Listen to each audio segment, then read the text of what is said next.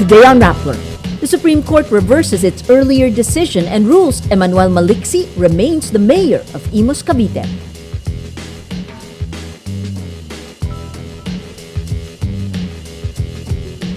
The Philippines and the Moro Islamic Liberation Front failed to complete any annexes in the latest round of peace talks.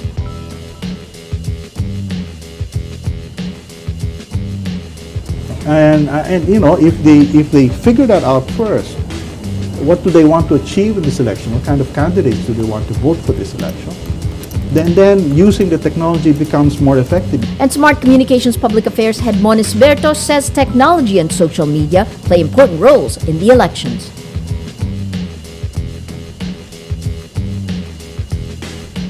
Hello, I'm Maria Ressa. Welcome to Rappler, your social news network.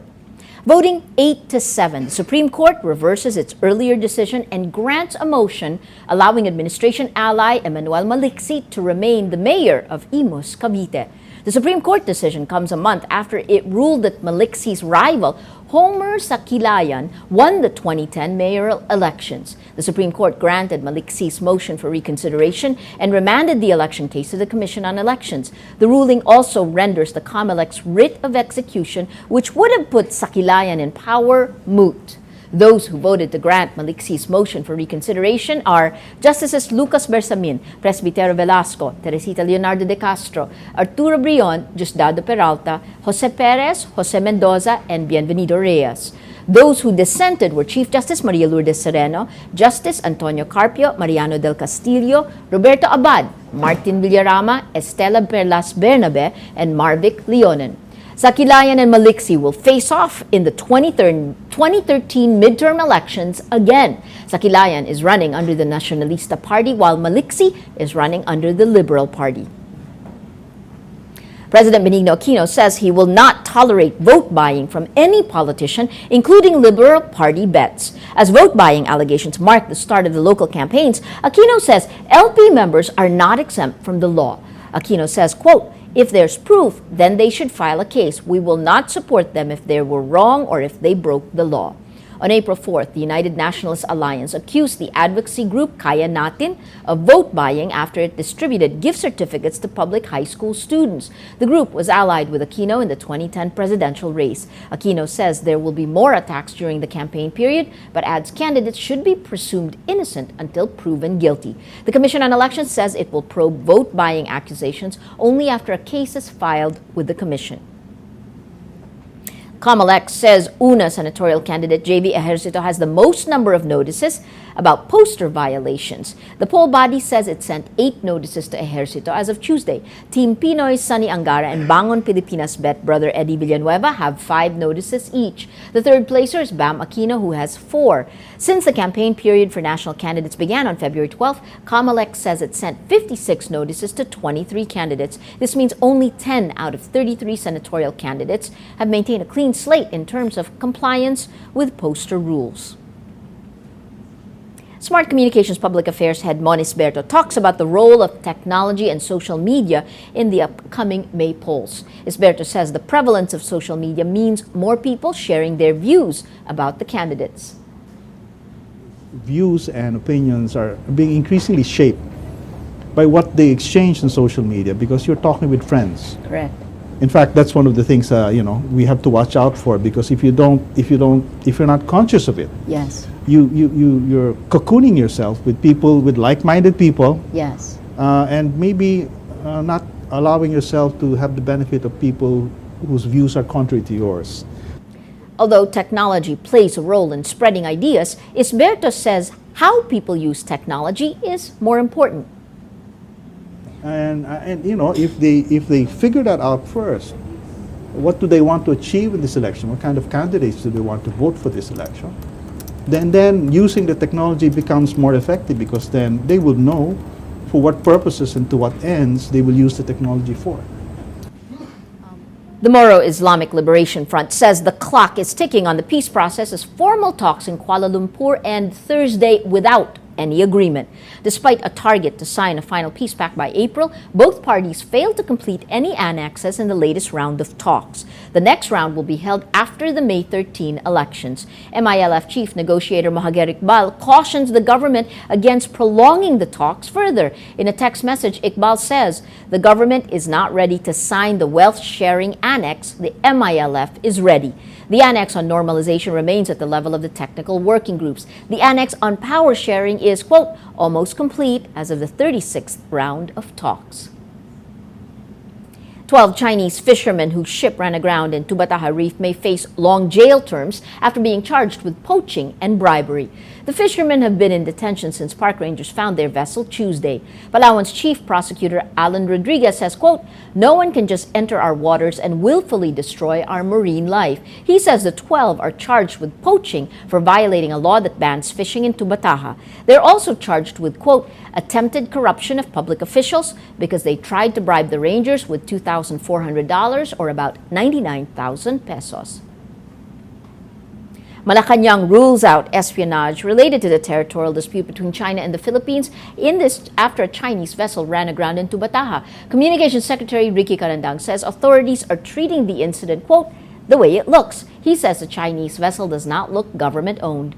Carandang adds, unless we get an indication that there's something more to it, then we will leave it at that with the current actions we have taken. This sparks criticism the government was quicker to act against the Chinese poachers compared to the U.S. minesweeper that ran aground in January. Carandang says the accusations are, quote, unfair because the two incidents happened in, quote, completely different circumstances. The Philippine Coast Guard and the Transportation Department want to refloat the Chinese vessel and take it to Puerto Princesa for disposal. Malaysian police brush off reports hundreds of Sulu fighters are preparing to go to Sabah as reinforcements for the followers of Sulu Sultan Jamalul Kiram III.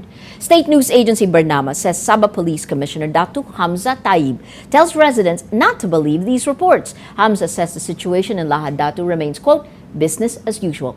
On Tuesday, the spokesperson and a member of the Sultanate of Sulu said at least 400 volunteers from Mindanao arrived in Sabah on March 20th and April 5. Technology entrepreneurs Boe Guy and Ron Hose discussed the potential of startups in the Philippines. Hose is an investor and advisor to many Silicon Valley startups. He was a founding partner of TalkBox and venture capital fund Innovation Endeavors, which he began with Google's chair Eric Schmidt. He says he sees a lot of opportunity in the Philippines. You know, it's been overlooked for a really long time. The economy here is growing. It's becoming investment grade. There is a huge pool of talent that is far less expensive than in the U.S. The growth, he says, will be in the provinces. If we're looking at the Philippines, stepping out of Metro Manila and looking at the province, right? That's where 80 to 90 million people live. Yes. And the opportunity to deliver product, services, and information to these people is going to change rapidly over the next 2 to 3 years because of the prevalence of mobile devices and cheap Android devices. Boe Guy is the founder of mobile business card transcription service Card Munch, which he sold to LinkedIn in 2011. He's now on a 9-month mission to learn about the world's startup ecosystems for his World Startup Report. As the internet penetration goes up in a country, yeah, there are going to be different sets of things, commodities, services that everyone is going to need. So I foresee the startups going into these things first and help shape the country moving into the next 10 years. Well, let's now look at Rappler's Wrap for today, a list of the 10 most important events around the world you shouldn't miss. At number 2, U.S. President Barack Obama rolls out a $3.77 trillion budget that lays out his battle lines in a new fiscal showdown in Washington. Obama says his blueprint for fiscal year 2014 would grow the economy, cut the deficit, and close tax loopholes that help the rich. But Republicans reject Obama's plans, with Senate Minority Leader Mitch McConnell calling them a, quote, left-wing wish list. House Speaker John Boehner says Obama already made life tough for the rich, adding, we don't need to be raising taxes on the American people. At number 4, U.S. senators strike a compromise Wednesday that could expand background checks to all commercial firearms sales. This may result in the most ambitious change to gun law since 1994. Senators agreed on an amendment to prevent criminals and the mentally ill and insane from getting firearms. The amendment would see background checks expanded to include all sales at gun shows and on the internet.